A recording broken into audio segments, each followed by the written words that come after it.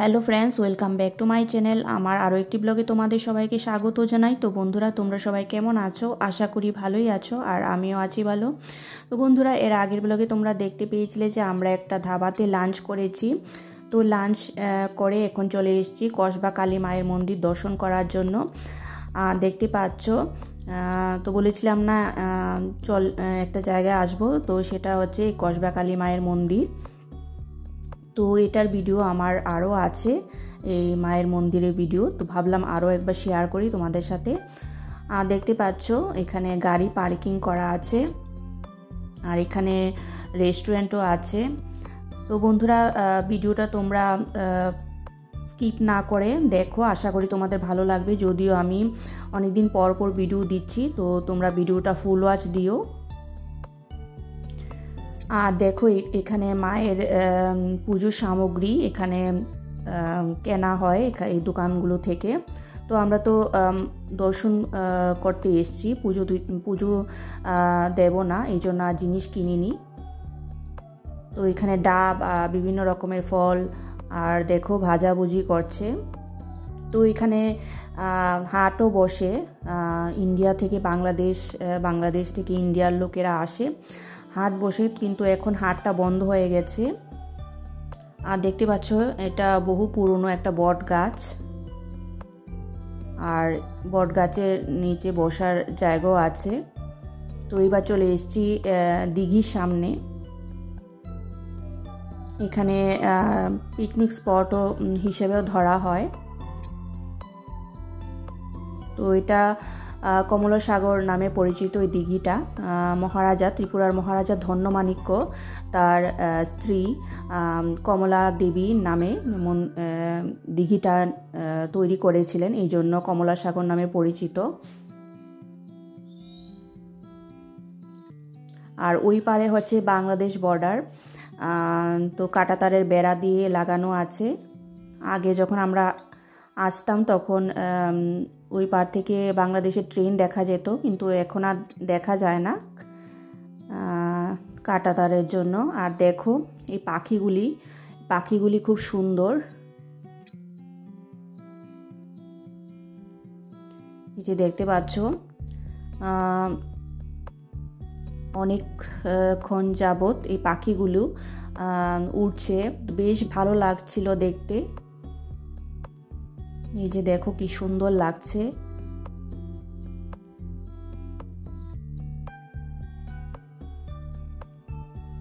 তো এটা ইভিনিং টাইমে ছিল, সন্ধ্যা হওয়ার একটু যখন সন্ধ্যা হয় তখন। আর দেখো এবার তোমাদের মন্দির দর্শন করাতে নিয়ে যাচ্ছি। এই যে দেখতে পাচ্ছ, এই কি সুন্দর করে আলপনা করেছে। এখানে বৈশাখ মাস, মাঘ মাস, তারপর ভাদ্র মাস, এই 3 মাসে কালী পুজো হয়। তাছাড়া নিত্য পুজো তো হয়েই থাকে।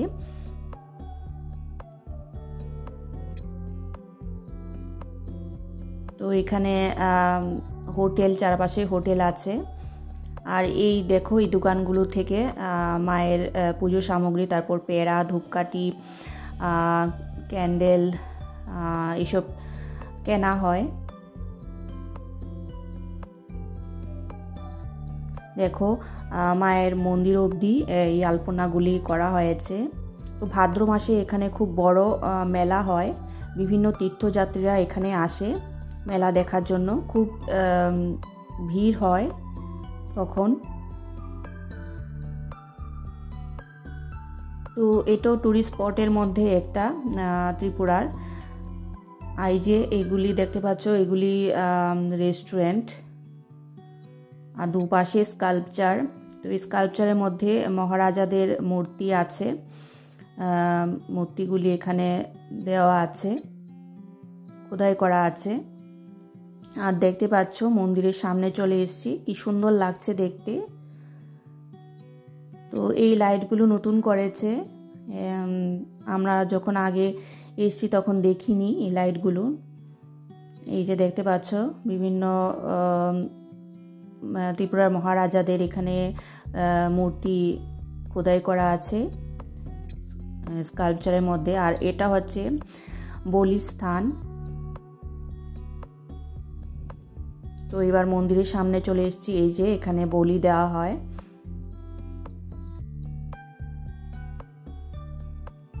তো কল্যাণ মাণিক্য মন্দিরটা নির্মাণ করেছিলেন, আসলে স্বপ্নে দেখিয়েছিলেন কসবা মানে কালীমা মহারাজাকে স্বপ্নে দেখিয়েছিলেন যে আমাকে এখানে কালীমাকে পুজো দিতে। তো সেই স্বপ্ন অনুসারে এখানে পুজো দেওয়া হয়। আর ধন্যমাণিক্য শেষ করেছিলেন মন্দিরটা। কল্যাণ মাণিক্যের পুত্র হচ্ছে ধন্যমাণিক্য। এই যে মায়ের মূর্তি দেখতে পাচ্ছ, দেবী দুর্গা হিসেবে কল্যাণ মাণিক্য পুজো করতেন। তো এটা হচ্ছে কসবেশ্বরী কালীমা, দেখো কি সুন্দর। তো দেখতে পাচ্ছ এখানে ক্যান্ডেল জ্বালিয়েছে দর্শনার্থীরা। বাংলাদেশের হবিগঞ্জ থেকে মায়ের মূর্তি আনা হয়েছিল। তো মহারাজা এখানে পুজো করতেন মাকে। দেখো এখানে দর্শনার্থীরা এখানে মনস্কামনা পূরণের জন্য এখানে এই যে দেখতে পাচ্ছ সব বেঁধে রেখেছে কাপড়ের টুকরো। তো আগে দুর্গা দেবী হিসেবে পূজিত হতো, এখন পরবর্তী সময়ে কসবা কালী মা হিসেবে পূজিত হয়েছেন। আর দেখো বট গাছটা, আর এখানে লজও আছে।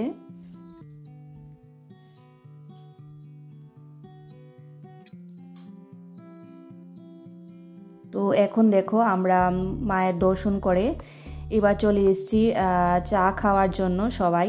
তো দেখতে পাচ্ছ এটা হচ্ছে চা, টিফিন, বিভিন্ন রকমের খাওয়ার জিনিস আর কি এখানে পাওয়া যায়। তো আমরা আসলে এখানে চা টিফিন করি। তো আমাদের পরিচিত এটা না, এই দোকানটা না, আরেকটা। তো এখন দেখো আমরা চলে এসেছি সবাই চা খাওয়ার জন্য। দেখো সবাই এখানে বসেছে।